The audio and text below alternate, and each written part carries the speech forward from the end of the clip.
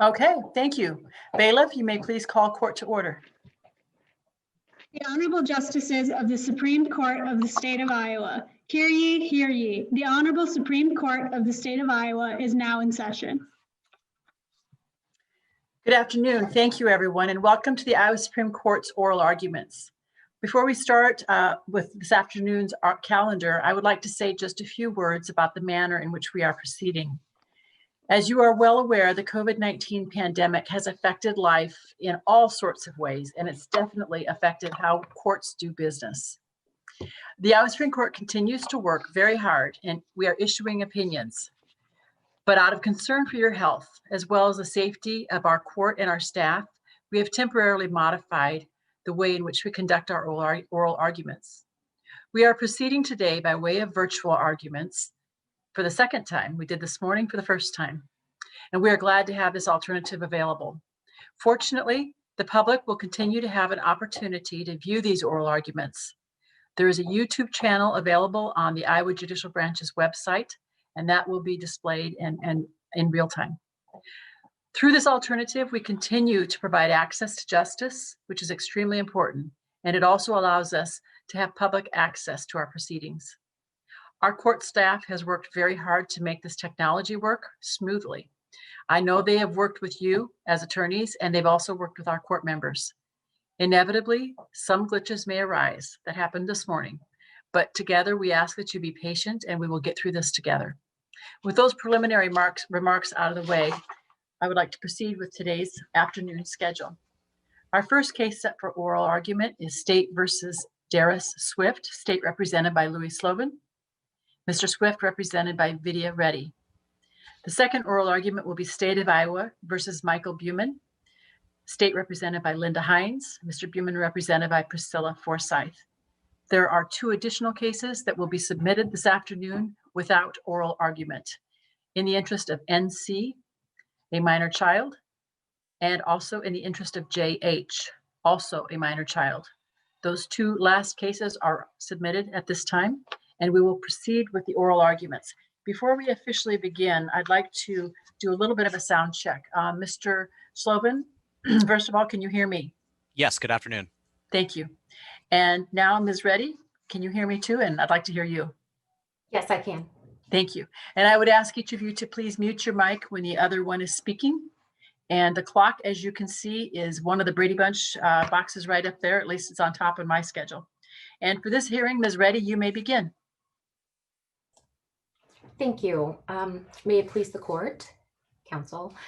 I am Vidhya Reddy, and I am here on behalf of Darius Swift. Mr. Swift appeals his felony convictions on grounds that he should be afforded a new trial because the district court erroneously permitted the state over his objections to place into trial evidence the prior inconsistent statements of three of the state's own witnesses at trial.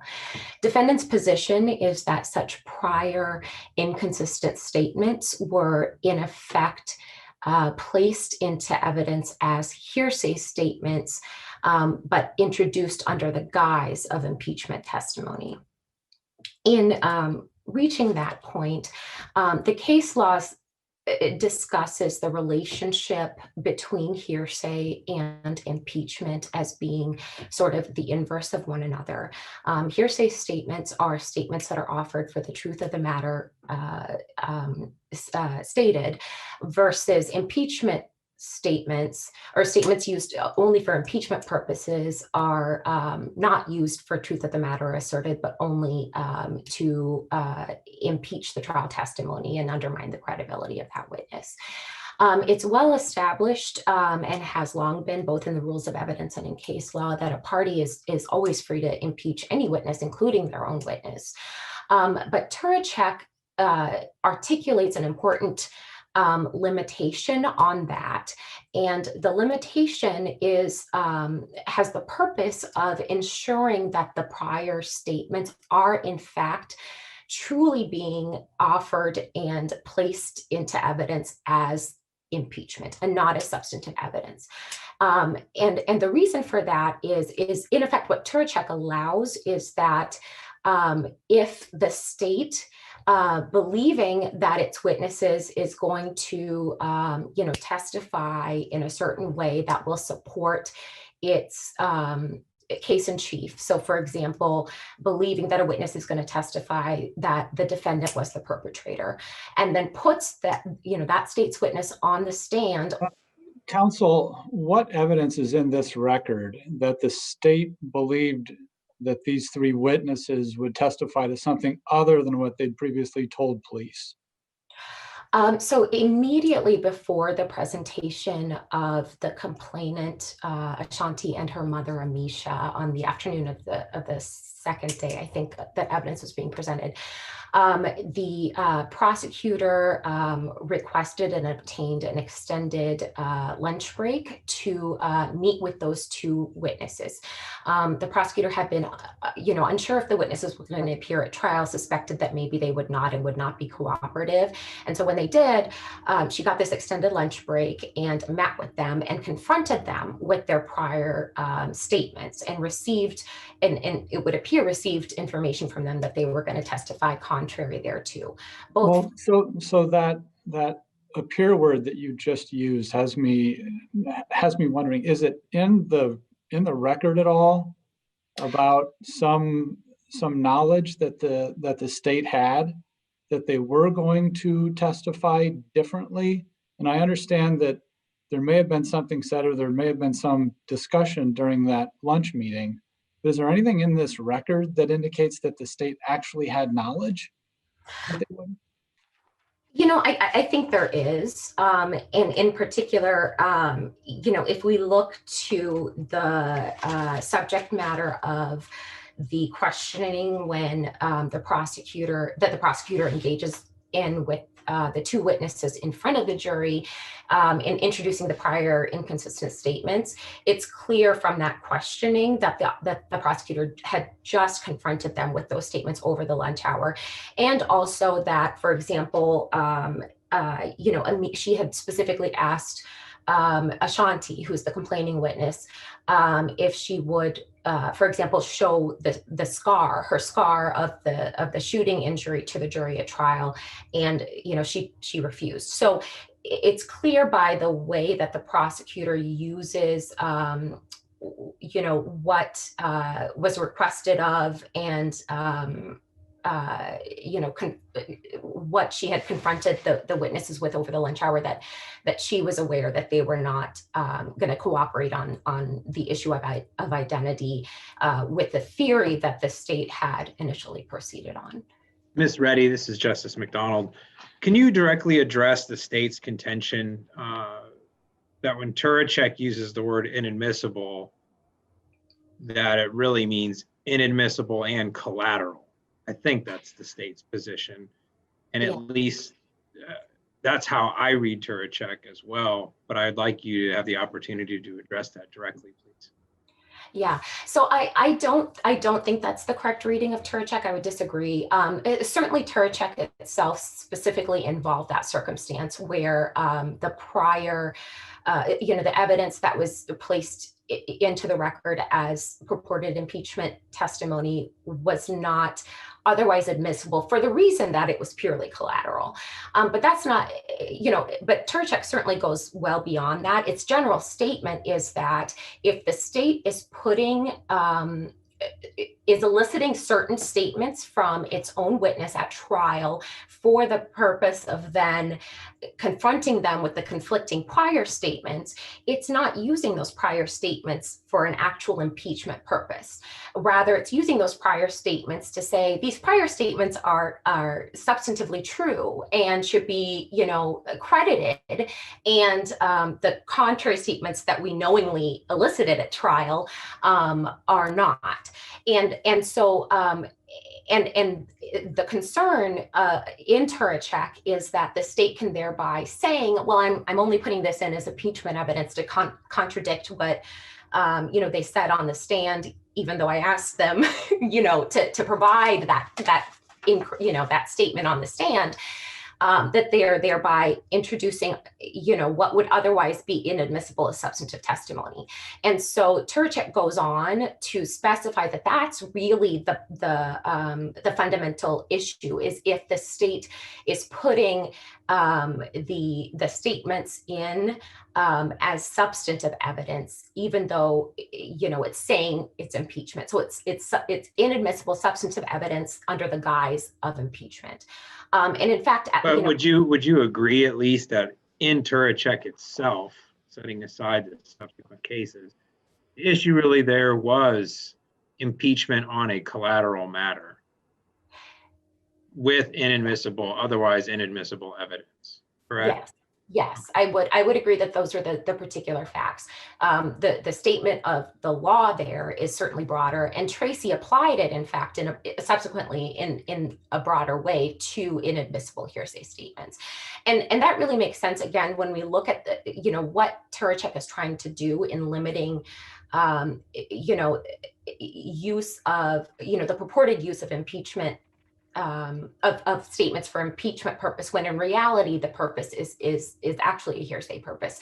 And we look at that all the time when we're looking at whether a statement is in fact admissible as impeachment or is in fact really being presented for substantive reasons, right? And so one way is if the statement at issue is collateral, because there's no reason to have the substantive statement that came out at trial. There's no reason to elicit that other than to impeach with the prior inconsistent statement, because it's not itself anything that's material to the facts at trial. But if the versus if it is material and the state doesn't know that it's coming in, and then they're left with a state's witness that says, that they tell the jury is going to support their case and doesn't, they get to then neutralize that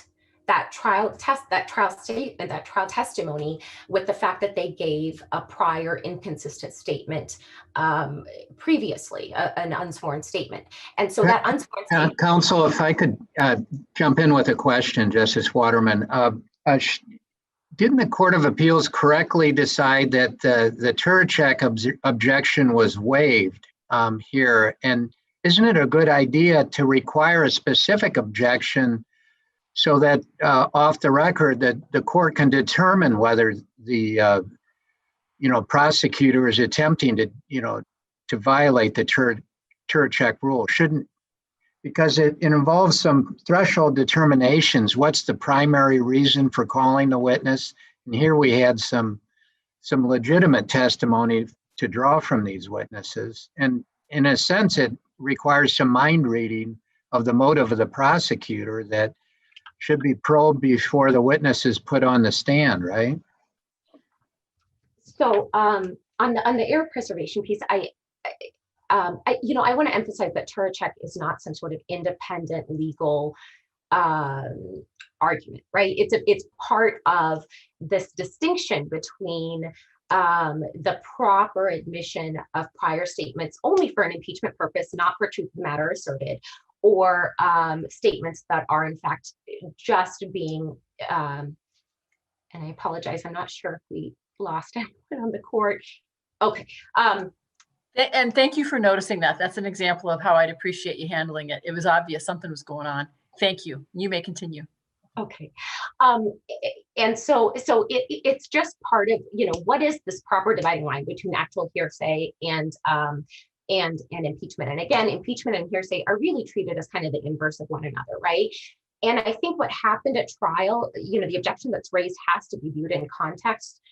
So for example, number one, the defendant had just, the day prior to the admission of these statements by these witnesses, these state's witnesses, just the day prior, on the day of jury selection, they had just litigated the motion in limine where defense counsel had specifically said prior hearsay statements, including statements presented to, purportedly presented to one witness by another witness or to a law enforcement officer by one or more other witnesses, should not come in, and that they're inadmissible as hearsay.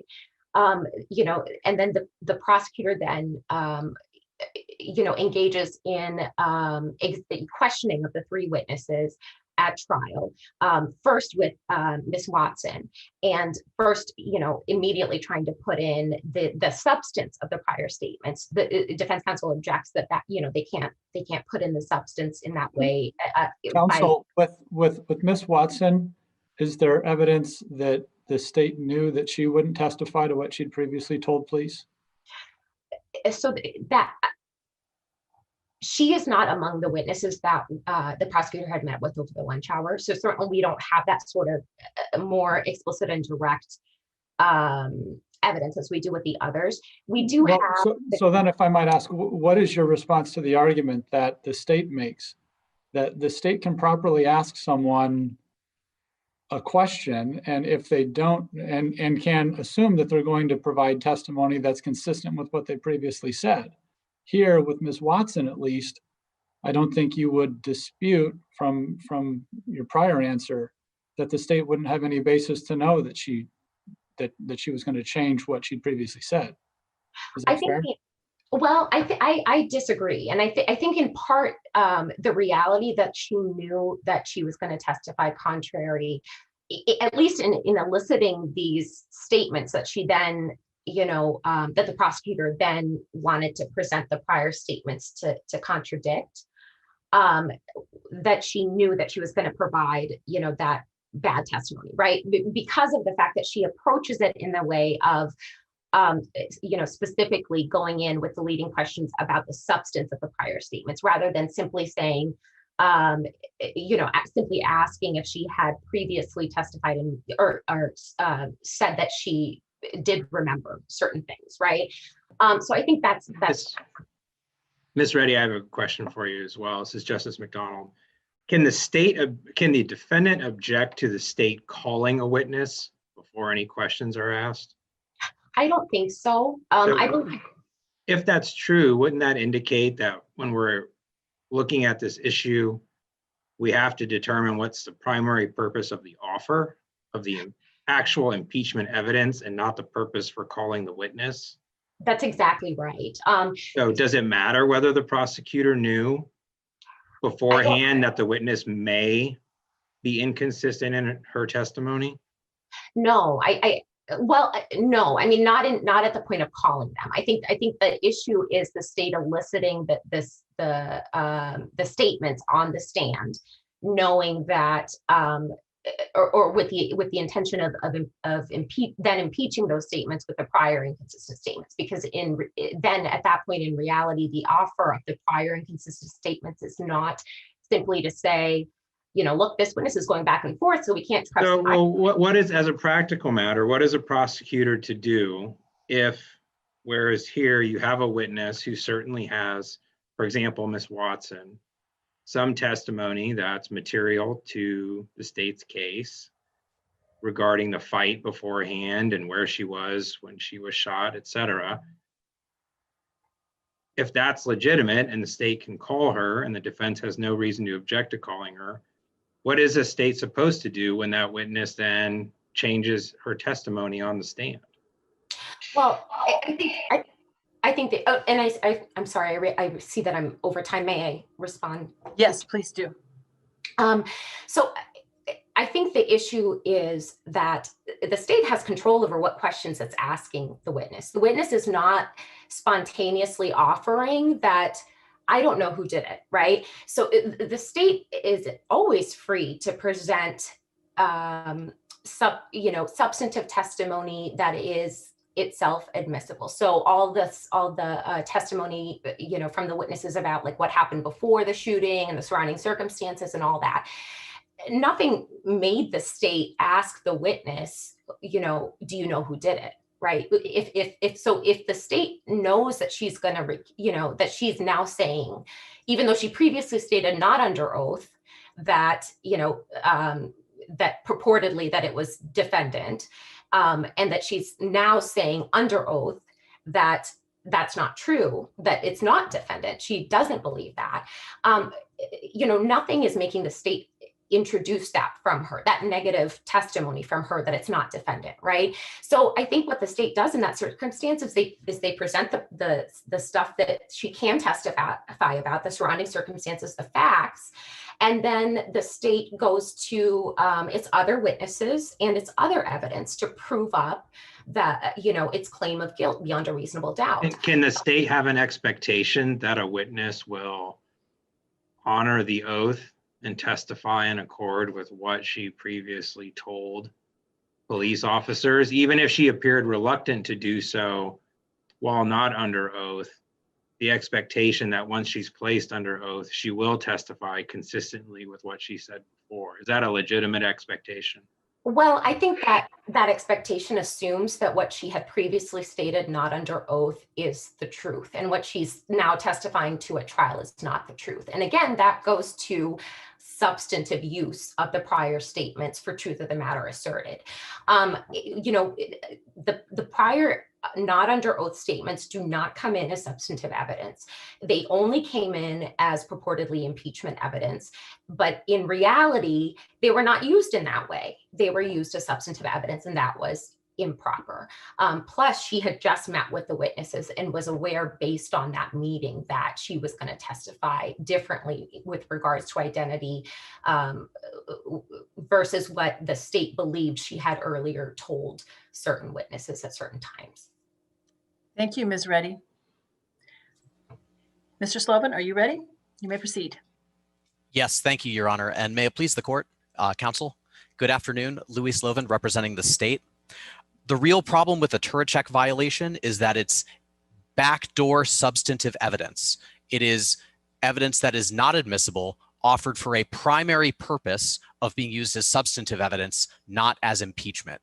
And in that regard, I agree with Ms. Reddy when she says that a Turacek violation is not a separate freestanding legal doctrine. We already have a primary purpose test that we apply in other contexts. I would point you towards Elliott, where the state said it's offering this to refresh or to this hearsay statement for its effect on the listener and the subsequent investigation. And the court says, well, we're going to look at the primary purpose of offering that. Same thing applies when you're talking about impeachment, whether you're talking about the state doing it or another party. Now, I think it's come out in this argument already that because when you're talking about primary purpose, you're talking about what does the state expect to happen when it calls this witness.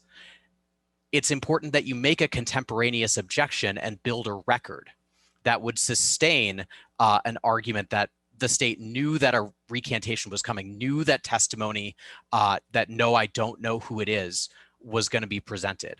I think the state is entitled to expect testimony, entitled to expect truthful testimony, and to expect that that would be consistent with prior factual statements made, repeatedly and in circumstances where there's not really a motivation to lie or any apparent fabrication. Counsel, let me ask you the same question that I asked previously.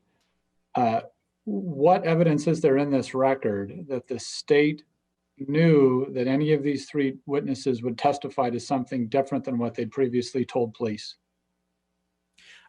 I don't think that evidence, I don't think there's a lot of that evidence in this record. I agree that there was evidence that there was a pre-testimony meeting in the state.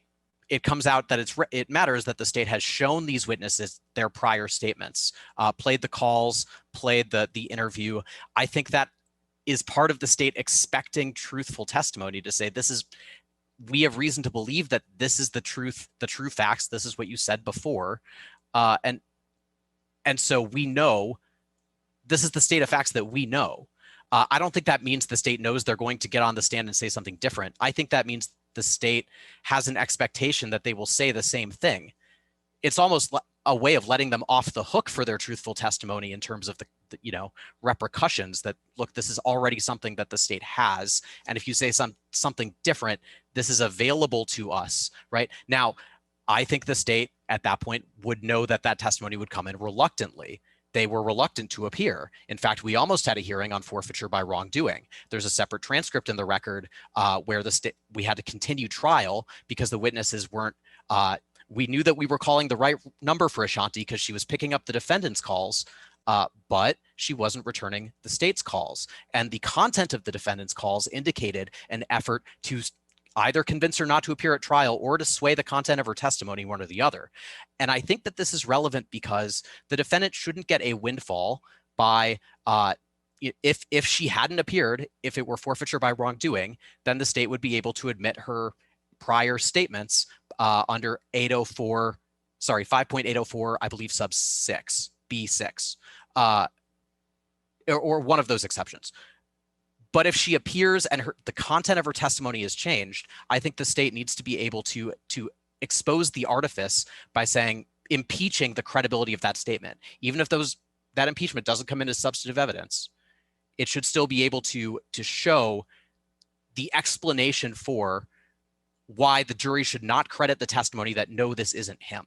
Now, Ms. Reddy said that the evidence was used for a substantive purpose, which would be impermissible.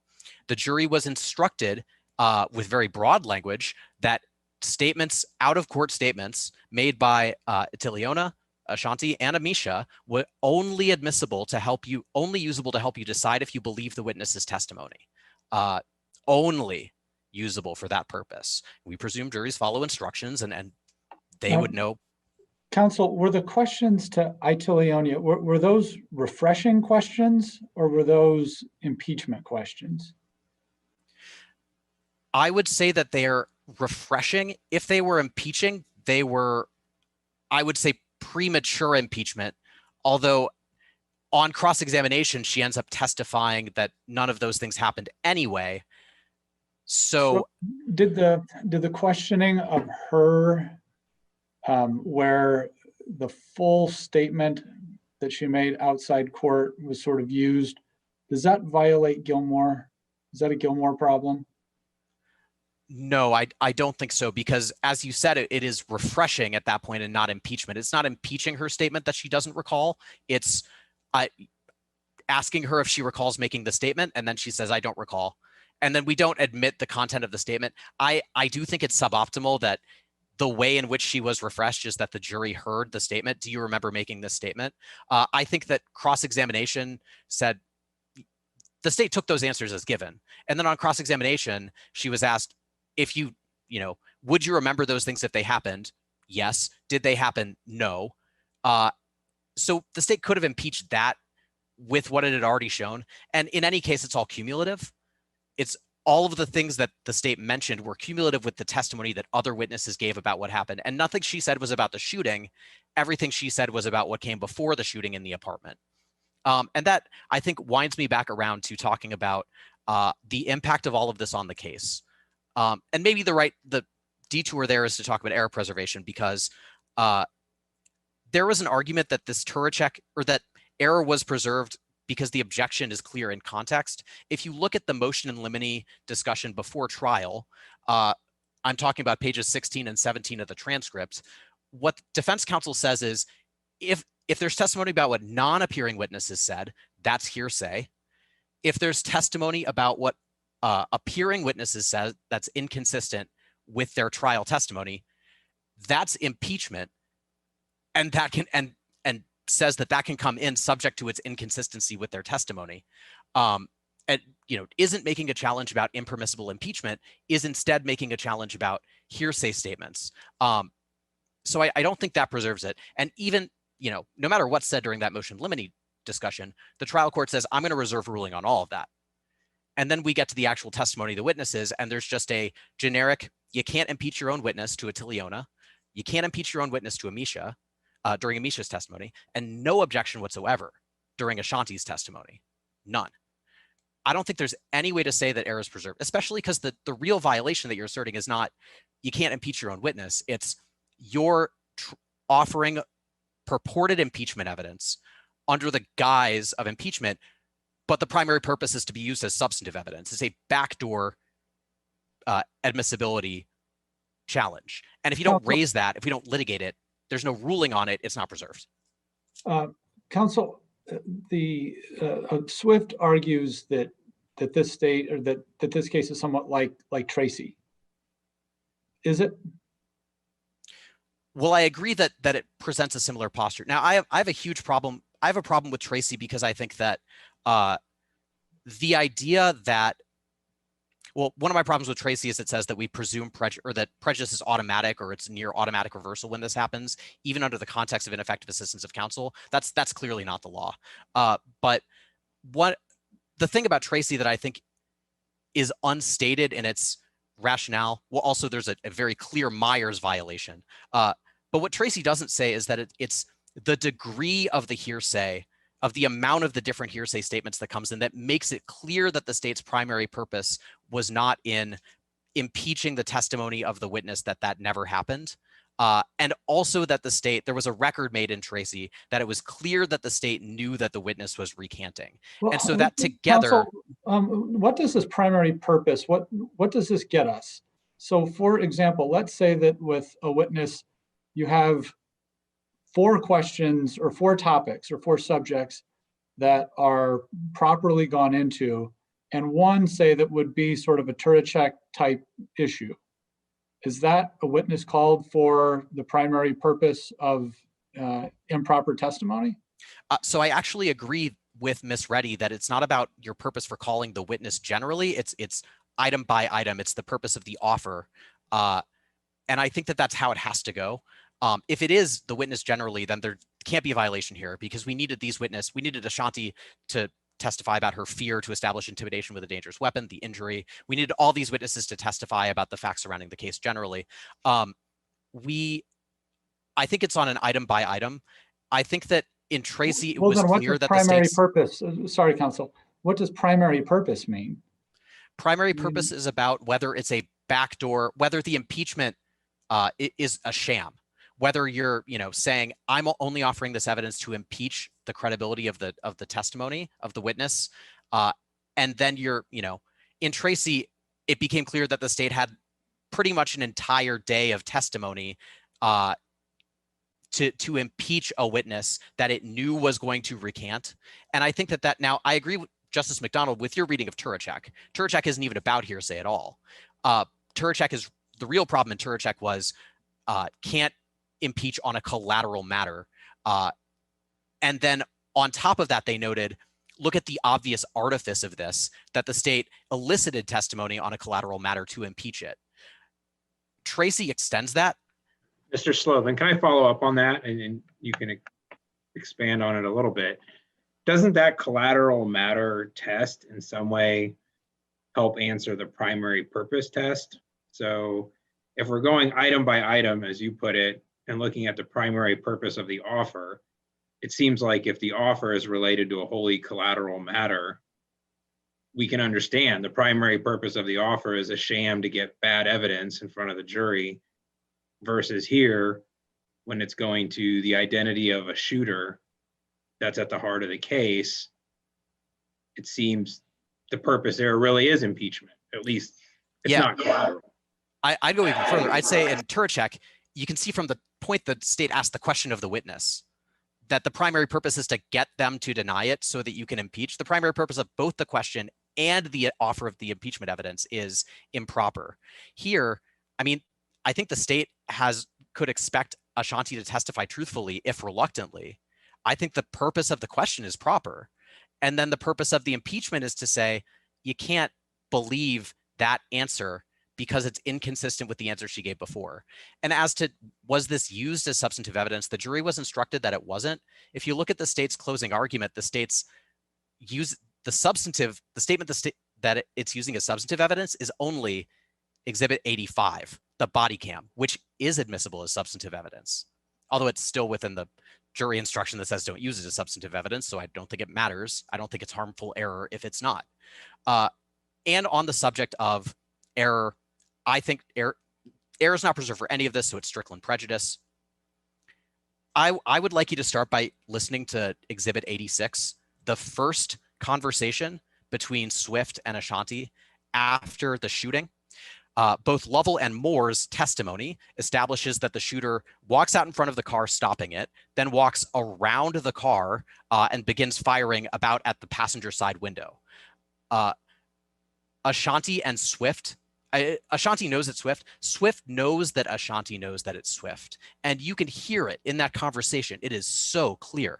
Apart from that, He's not even trying to say it wasn't me. It's just plain as day. Apart from that, his statements to police are all obviously false. We have all of these testimony from all these people that he was at Ashanti's house, Amisha's house, sorry, on Heatherton, about 20 minutes or so, maybe less before the shooting. He gives the officers a 2-hour account of his activities, of his whereabouts, doesn't mention that, says he doesn't know anyone living on Heatherton, varying statements about what he was doing, but insists that he didn't know anybody living there, and that's never mentioned. Right now, why? He's not carrying a cell phone. The only way that he could know that Ashanti is the victim is if he was either an eyewitness or the shooter. And his eyewitness account doesn't make any sense because he says he sees the shooter and not the car. Nobody said that because the shooter was right next to the car. There's no way that he could know that distancing himself from Ashanti or Amisha would distance him from the shooting unless he was the shooter. And he's wearing the same exact pants that witness Moore identifies as the pants that the shooter was wearing. So I don't think there's any reasonable probability that the outcome of this would have been different if error had been preserved or if this impeachment evidence had been kept out. And I would remind you that the jury was told that it's for impeachment only, instructed on it that it's only for use for impeachment. So I don't think that there's any danger that it impacted the jury's decision in an improper way. Thank you, Mr. Sloven. Thank you. Ms. Reddy, would you like to reply? Yes, thank you. So I want to emphasize again, what Turacek did in terms of limiting this principle that the state can impeach its own witness. And again, the focus on it is that it's used as a shield and not a sword. I mean, that's what Turacek says. And what that goes to is the idea that they unexpectedly get on the stand a statement that is not consistent with what they believe the person was going to testify. They're then left with this damaging, under oath statement presented in the state's own case that's presented to the jury at trial. And they're permitted to neutralize that with admission of the prior inconsistent statement. Counsel, if we were to find that the state had no knowledge that any of these three witnesses would testify contrary to their primary statements, is this a Turacek case at all? If they did not know that they would testify contrary.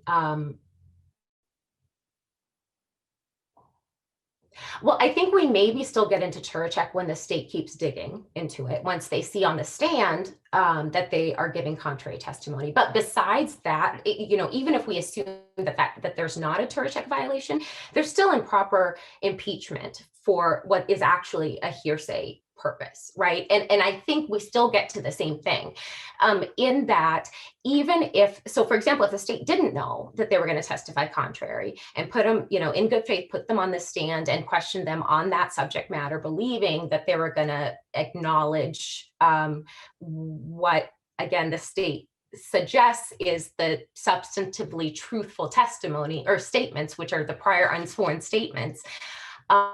If we assume that that's all done in good faith, it's still improper to pile on so much evidence about the prior inconsistent statement that it is clearly going to be used for a hearsay purpose by the jury. I mean, we have case law that talks about, the submission of a limiting instruction is not a cure-all for,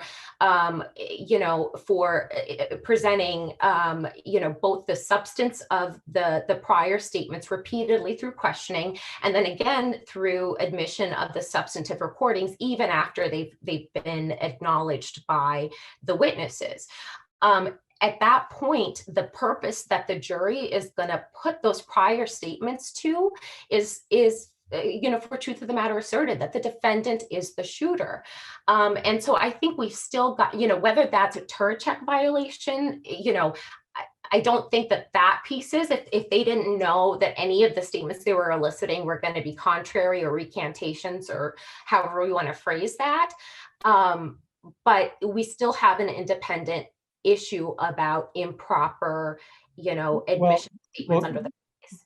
Counsel, if I might, if it's not a Turachek issue, at what point is the state supposed to know that it should stop asking impeachment questions? I mean, how do we draw that line? Well, what I would suggest is that the most damaging of the evidence that came in that the defendant is challenging is that recording of the interview, that 30-minute interview where there's lots of extraneous information. And there's a specific objection that's made to that interview saying, look, they've already acknowledged it. It's hearsay. They've already acknowledged it. It's improper impeachment, keep it out. And at that point, they've already gotten in the fact of the prior inconsistency. And to the extent they're allowed to neutralize the trial testimony, that already happened. Well, but counsel, wasn't the state's argument on that point two-pronged? One, that there was an inconsistent statement, but two, that the police had sort of browbeaten the witness into identifying Mr. Swift. And so wasn't the longer video necessary to show that there wasn't something improper going on kind of throughout that discussion? No, I don't think so. The suggestion, what the defense position was at trial was that to the extent there were prior statements by the witnesses purportedly identifying Swift, it was the result of the fact that the police had apparently identified him as the perpetrator. And in fact, with regard to Ashanti in particular, like if we look at the chronology of what happened, so Amisha says that when Ashanti called her, that initially she tells the police that Ashanti told her Swift did it. But then when police come, she tells them she doesn't know, right, who it was at that point. They then, talk to her again at the hospital, and she again says, I don't know who it was. It was a person all in black. At that point, at the hospital before surgery, the law enforcement officer confronts her, it makes these statements that, look, we know who did it. We arrested him. We got him. So I think it's that progression. And then subsequently, there's this interview later where, that comes out, that's a legitimate explanation for how that progresses. I don't think the idea was that, there was some sort of strong arming during the course of that recorded interview or coercion or threats or something of that nature. And so I don't think it's legitimate to introduce the entirety of that recording with all of the extraneous damaging hearsay statements contained on there for that additional purpose. You may wrap up briefly. Yes, for those reasons, defendant would respectfully request a new trial on his felony convictions. Thank you. Thank you. Thank you to both of you. And unlike this morning, we have two back-to-back oral arguments. So I am asking for the two attorneys on this case. You can go ahead and close out your screen, and we will allow the next two attorneys to get on board. So if the justices, we'll just wait a couple minutes to get going again. Thank you. And the case of State versus Swift is hereby submitted.